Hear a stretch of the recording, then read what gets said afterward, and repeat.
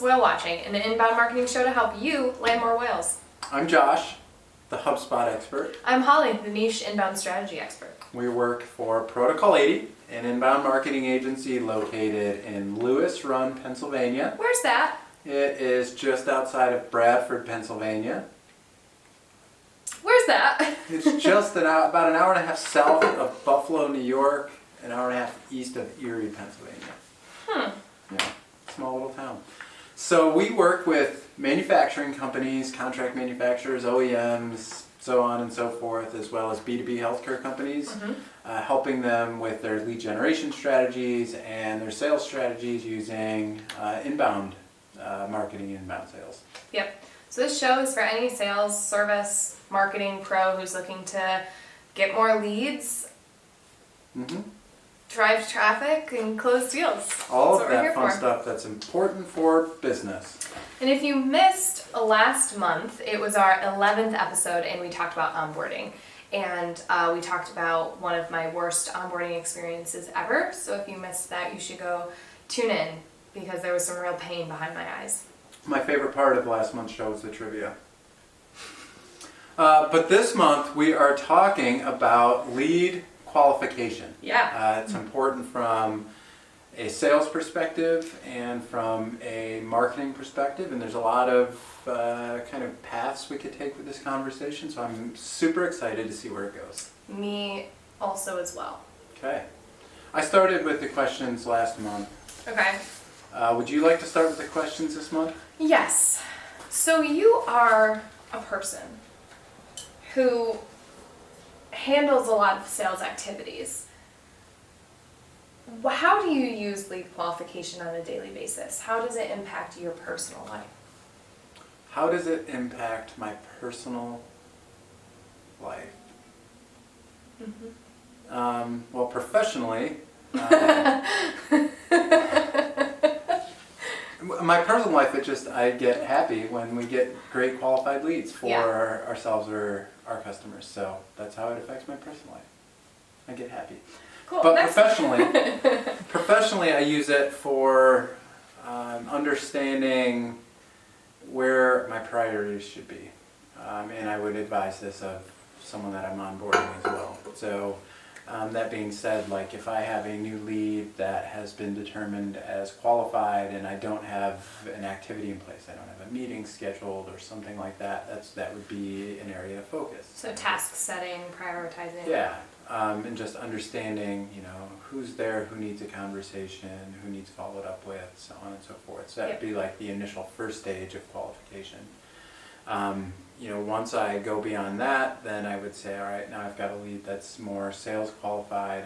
I know that I need to be taking those next steps to make sure that there's conversations around like what the next steps are, are we going to move on to quoting? If so, let's talk about goals, plans, and all of that.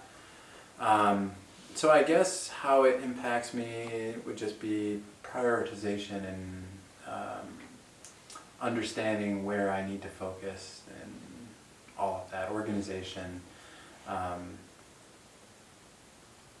I guess that would be my immediate answer to that question.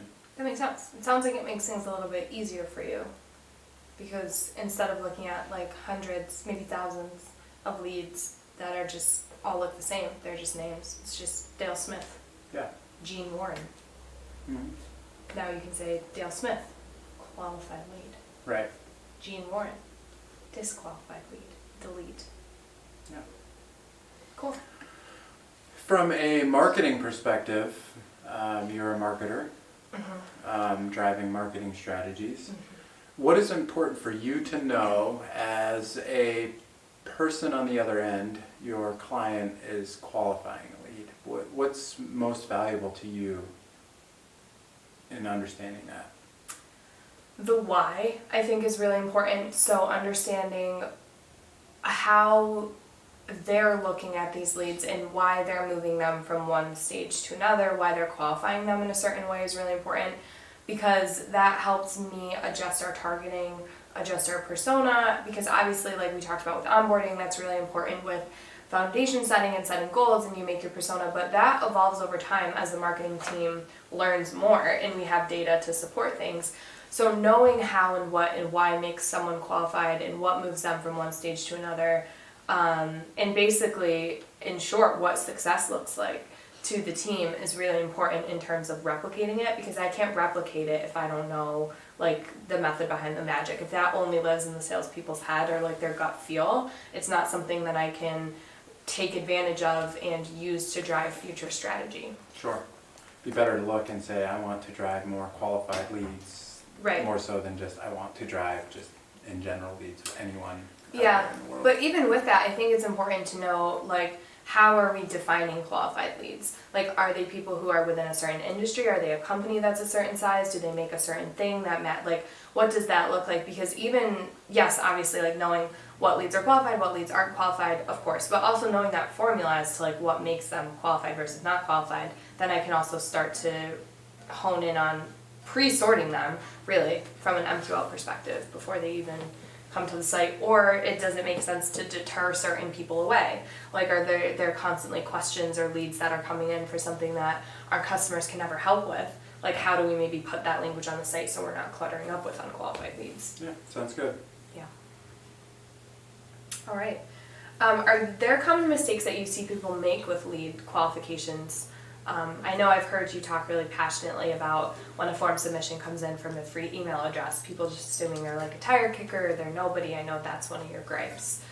What other qualification gripes? Did I just take yours by? No, I mean, that is a qualification gripe. Like, yeah, on the surface you can look and say, well, what's their email address look like, or what's their organization, what's their business, and just automatically disqualifying because of that. And right. If your lead volume is high, I think that at times will work. Mm-hmm. But if you are in need of leads, however they're getting there, and they're kind of all important, or there's so few coming in that you can manually qualify each one, I don't like the fact that you can just disqualify based on that. Mm-hmm. I would say my biggest gripe or my biggest misunderstanding is a misunderstanding of what a qualified lead is, how they're defined. I think that it's important not only that the sales management or the executive team or the owner, whoever, is defining a qualified lead, right? And what makes that lead qualified from a marketing qualified or sales qualified, but that is shared amongst everyone that touches those leads. Mm-hmm. Because it's really important to know what made them qualified, right. Why, and you kind of talked about that in your last answer. And I think the other important thing to understand there is as a buyer moves along this and they go through these qualification stages, they're still the same person. It's like still the same buyer. You have just qualified them internally, and yet they are still going through that buying process. Right.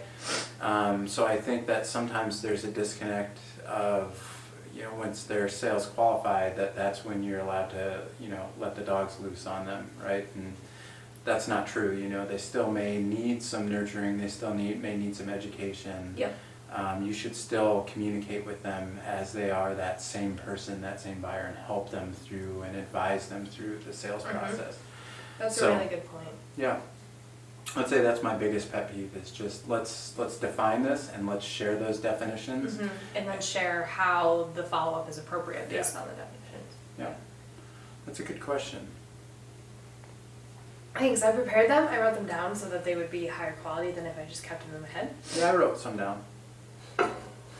So the next one that I wrote down, how do you report on leads from a marketing perspective? Are you reporting on them, as qualified, as just leads, as sales qualified, as opportunities? What's happening in the world of taking marketing data and sharing that with external teams, stakeholders? Do you want my ideal answer? Ideal answer. Or What would what's you advise realistic? someone Okay. on the other end to be doing? Yeah, so ideally you're working with a CRM that is logging and tracking all of your marketing data, something like a HubSpot, obviously we talked about before, that's what we use. And with that closed loop reporting, you're able to see all of the touch points that lead had through the site. So in a perfect world, what happens is like I'm reporting on everything from the gross number of conversions to new contacts by source, and then new contacts by quality. So, of the 180 that we generated, 60 were SQLs or, whatever. And then going a little bit deeper, something that I do not monthly but on a quarterly basis is going through and then looking at those qualified leads that got the sales team excited, that everyone's really excited about, and saying, okay, what pages did they have in common? What page did they enter on? From that page, where did they go? What did they download? And I start to see, okay, now when we make our next content map, how do we take that information, replicate it, build off of it to continue to build in qualified leads? That's ideal. Because then we're just curving all of our marketing strategy around what's working instead of just like guessing, because sometimes the piece of content that has the highest conversions doesn't necessarily pull in the highest quality. So to what we were talking about earlier, if I as a marketer don't have insight into quality, the only thing I can report on is like gross number of conversions and leads that came in, and then that completely blows my ability to make decisions based on what actually brought in qualified leads. Yeah, we saw that with some of our marketing a few years back. We had a high performing downloadable about buyer personas, I think it was. And we were seeing consistent growth on the volume of leads that were coming through, but what we were seeing is that they were just other agencies. Right. So if you were just looking at that pure number of how many conversions it was and then defining that as a lead, it's like, it's not really that valuable to anyone. Right. 100%. I have a question for you. Okay. Where and how is like the best place to start when you begin qualifying leads? So if you're someone who's watching this episode and you're like, I don't do any of that. If someone comes into the site, I just follow up with them and it's the same all the time. I never qualify. Where do they begin? As with pretty much all of my answers, I'm going to make this a multi-pronged answer. So, to start, you need to have a CRM. There needs to be a place where that lead goes where you can see the high-level information about them. Yep. That's where you start. I mean, you may be able to determine, initial qualification just based on what's at the surface, based on the type of business that they are and can that type of business work with you. The next level would be I would dive into probably the organization that person is with, if you know that. If not, I would probably try to find that person on LinkedIn to find and identify what their organization is. And that's where I would start kind of that next phase. It's like, where are they working? Are they someone that we can work with? And then we need to start identifying, who is this person at that organization? I don't think it necessarily has to be a decision maker to be qualified. I think anyone that might be involved in the buying decision, even if it's the internal champion or someone that's sometimes just the end user as well. The end That's user, a really good product.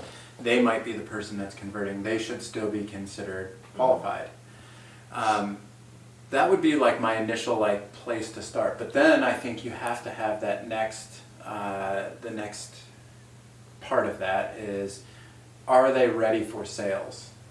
Is this a sales qualified lead, or is this someone that's just like, yes, someday we could do work with them, they just need to be nurtured? So that needs to take place with communication and understanding from probably maybe a sales team, or just looking at the engagement of that person to determine whether they are sales ready or not. Yep. You can only make initial assumptions until you have a conversation. Right. But you could use something like lead scoring to compile like a number or a score for that person to determine, well, this is at this early stage qualification or late stage qualification. It's probably a little more advanced than... Excuse me, sorry. That's okay. That's probably a little more advanced than if you just are starting with lead qualification.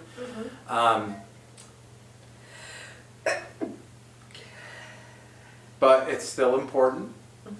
So I think the short answer would be just research the contact, research the company, store that information in the CRM, and log it as qualified accordingly. Sorry everyone, I had a little bit of a sneeze there. I think you made some really good points, and I'm sorry if I didn't quite absorb them. Yeah, I mean, slightly invalidated my point, but it's okay. My next question for you, thinking again about marketing and sales alignment, are there marketing assets that you can produce, whether they're website pages or blogs, that would help a sales team to understand a lead and better qualify them at the surface? Totally. So All right, perfect. yes, I can.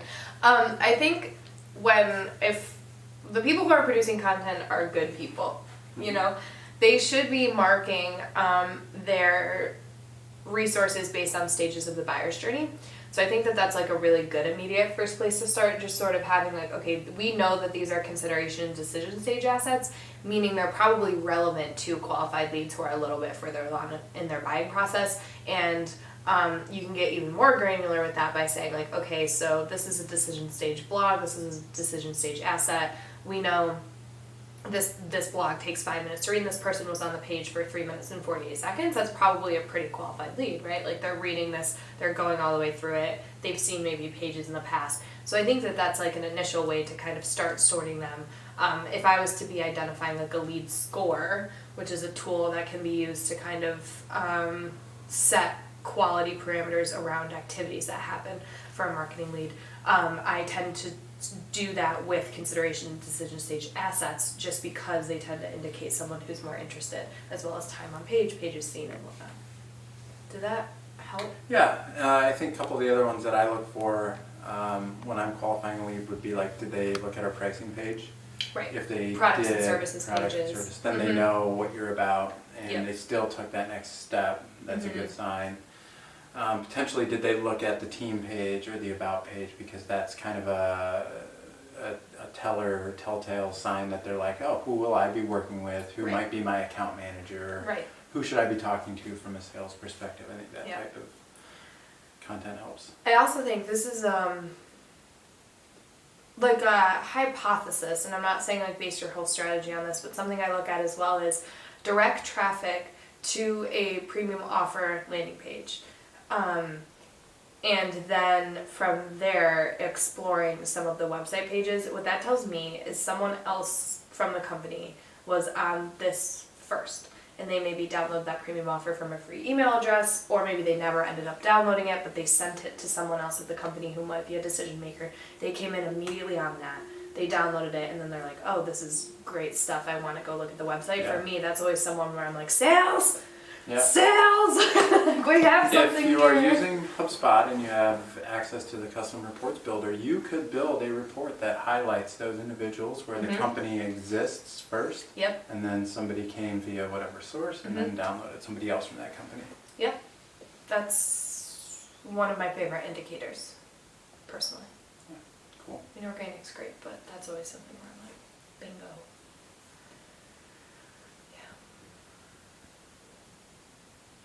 I think that's it for my questions.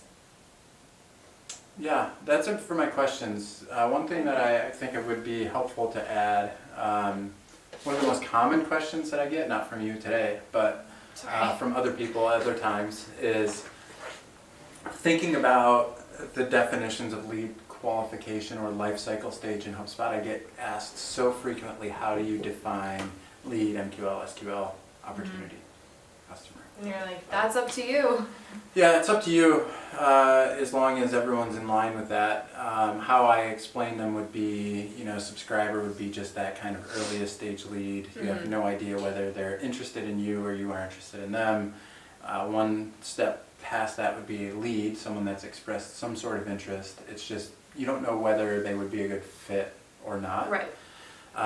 Marketing qualified lead, or MQL, I define that, and I think HubSpot, at its core defines it as somebody that is a fit, but you just don't know that they're ready to buy. They shouldn't necessarily have dedicated sales resources assigned to them. Right. They may or may not have a sales rep calling them depending on the volume of leads, but you know that they should receive your marketing, they should be nurtured to the point where they are sales qualified, or there should be some discovery done. Right. Sales qualified lead would be that person that expresses interest, they want to buy and solve the problem. You don't know whether they want to buy from you or whether they want to buy from someone else. You just know that they're going to make a decision, whether it's I'm going in this direction or I'm going to stay status quo. They're going to solve whatever it is they're looking to solve.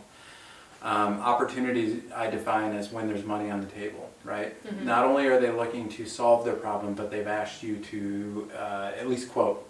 At that point is when I typically advise, all right, now a deal should be created. They're now an opportunity in the life cycle stage, and then you have to progress that further. There's a sales conversation that should be happening.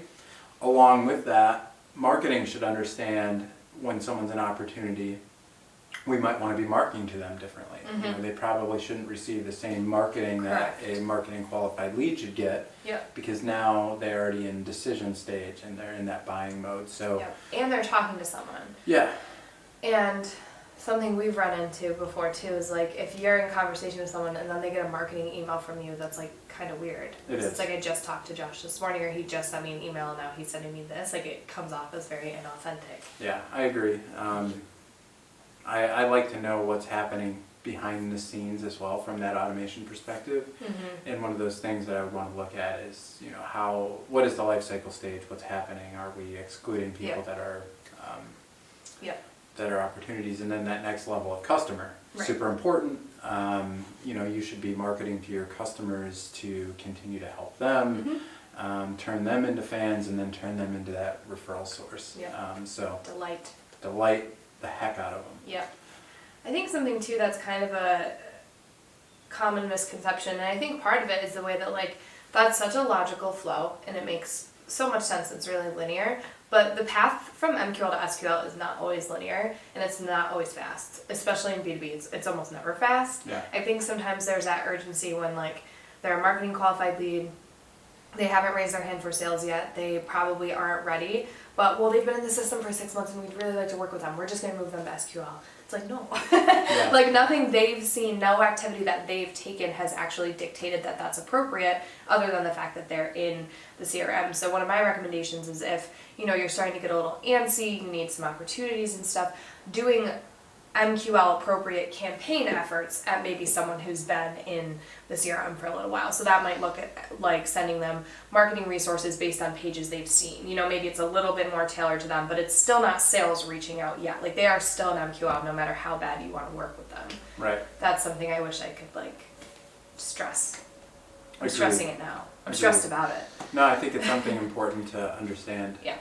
There's ways to move the needle and certainly maybe expedite that process a little bit. Obviously, the more tailored, personalized communication you're sending to MQLs, hopefully the more targeted that nurturing is, therefore the quicker they move, but it's not always the case, especially with supply chain issues and stuff right now. And I think one of the other things to consider is, that definition being kind of linear is not necessarily going to work for everyone.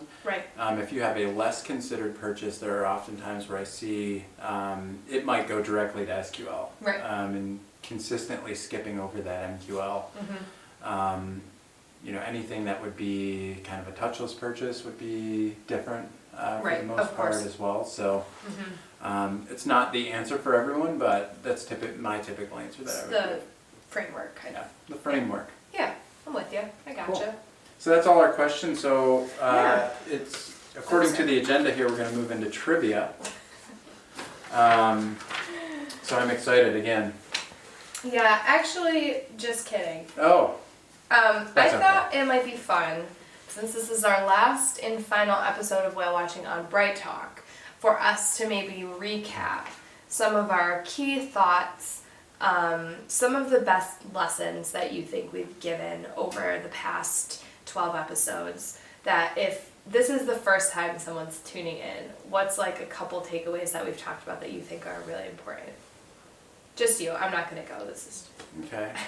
Do I have a couple minutes to think about it? So you're ready. You took some time to think. It's now 2022. Key takeaways. It's now 2022. I was kidding. It's going to be 2022 soon. It is. Holy cannoli. I would say my key takeaway would be alignment and communication amongst teams. And when I say teams, I mean it could be the agency, it could be the executive team, the sales team, the marketing team. I think across all of the things that we talked about, there has been some sort of conversation around everyone being in alignment as to like how we're defining things, how our expectations are, how we're going to be doing things. I think that that's the number one. And I think you mentioned it in probably, I think it was episode 11. I think that you said you can't over communicate some of this. Absolutely. Was that episode 11? It was. Yeah. So long ago, it's hard to I remember. know, I remember the episodes very well. So that would be my number one takeaway. Yeah. The other kind of thing that I think is a consistent trend that we talk about is having a CRM. Yeah. So I know that is that more tactical or it's more of like a foundation? The problem is I'm still talking to people. I just spoke with someone just the other day. It's a $60 million manufacturing company, no CRM in place. They're using Outlook for sales. The sales manager has no insight as to like what's in the pipeline, what people are working on. Their ERP system is legacy, like it should have been probably shut down 20 years ago. Yeah. It's still happening. So even though I think it should be something that everyone's doing, not everyone's doing it.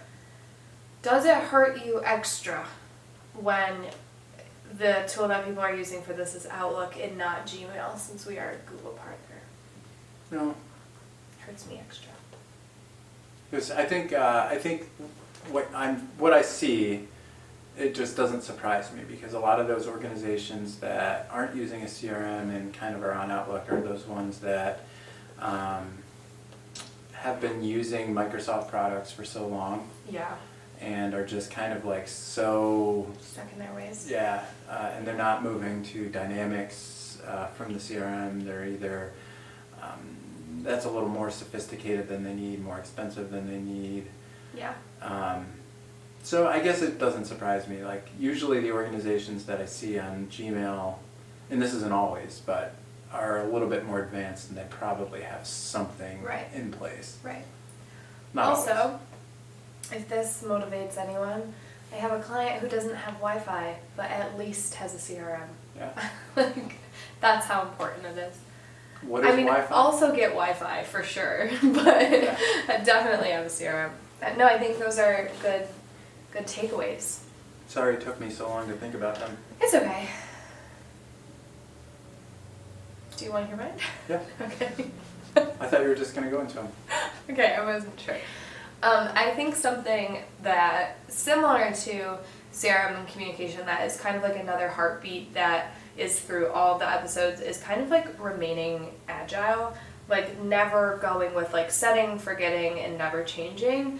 Everything's going to change, like constantly looking at reporting, making good decisions based on the type of leads that are coming in, making good decisions based on ROI analysis, what worked, what didn't work, like adapting content. I feel like that's something I've heard myself say every single episode is like, you got to look at how it performed and then make decisions. So I think that that's huge as well as, and something we run into a lot is people who have just been doing the same marketing things over and over again. And it's like, okay, well, what's your monthly traffic to your site? And they're like, oh. Yeah. It's like, well, how do you even know if what you're doing is working? Or investing in print ads or trade shows year over year and never having any way to gauge whether or not that's actually bringing people in. So I think now is definitely the time to start to set goals, look at your data, and make decisions, and then pivot, be agile. I love agility. Me too. I spent so much time the past couple months thinking about agility and the best way to go about it. So that might have swayed my key takeaway because I have been spending a lot of time. That's a good key takeaway, and I'm in full agreement. Yeah. But yeah, CRM as well. If you have been with us since the first episode of Whale Watching, we started a CRM drinking game where every time we said CRM, you had to drink. So if you're binge watching these episodes, you're probably not doing so hot right now. Which I'm sure there's many people that are. With their baked brie. Yeah. Are we on Netflix now? No. No, it's HBO Max. Okay. So going into 2022, if people want to continue to consume past episodes of Whale Watching, how can they do that? Yeah, so we will, starting in January of 2022, have a whale watching hub on the Protocol 80 site. We'll put the URL to that like right here. Maybe we'll at the end, like it'll be right in here-ish. And that will have all of our old episodes, transcriptions from the episode, as well as related content like blog posts, and then links to the content that we've referenced in the episodes as well. So that'll be a really great multimedia hub where anyone can kind of explore, or if you're a fan of whale watching and you'd like to get your organization more into it, all of those will be available on demand on YouTube, so they'll be nice and easy to find and explore as you need to. Yeah, I think we've got some good content, some 12 great episodes. We had fun. It was quite the adventure. Yeah, absolutely. And, if you guys are interested, we'd love to make more of these. We'll have a form on that page as well that you can submit for any topic ideas or things you'd like to see us talk about. Or if you have something you'd like to talk about and would like to be a guest, we're certainly open to reprising whale watching if people want to see it. Absolutely. Thank you to Carla and Deb at the Sales Experts channel for helping us through 2021 and making sure we stayed on track with these videos. And yeah. Yes, and thank you to our producers, past and present, who have helped us get this off the ground, our copywriters behind the scenes who have helped us out. It made it pretty easy for us to just kind of show up and be brilliant. Yeah. Ish. Brilliant-ish. All right, and on that note, we will see you next time.